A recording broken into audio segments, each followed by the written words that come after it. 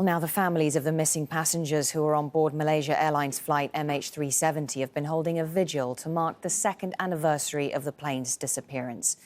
White balloons with the names of all 239 on board were released at the vigil in Kuala Lumpur. MPs in the Malaysian parliament stood in silence.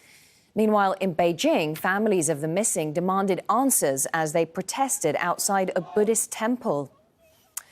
Well, the Boeing 777 took off from Malaysia's capital, Kuala Lumpur, bound for Beijing in the early hours of March 8, 2014.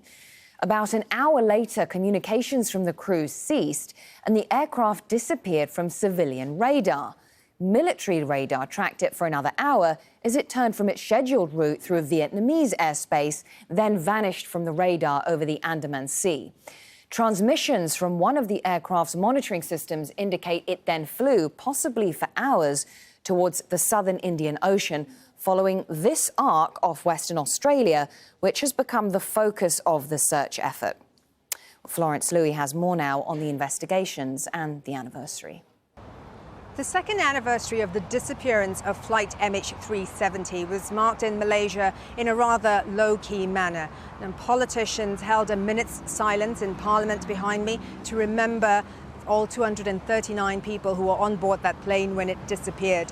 A team of international investigators has also issued an interim report. According to the International Civil Aviation Organization, an interim report has to be issued on each anniversary of an aviation accident until a final report has been issued. So this is the second interim report. Unfortunately, it does not disclose any new information or information that isn't already in the public domain.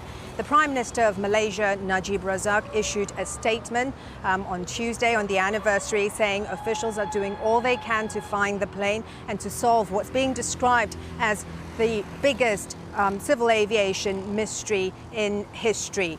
Now, two rather encouraging pieces of evidence have been found.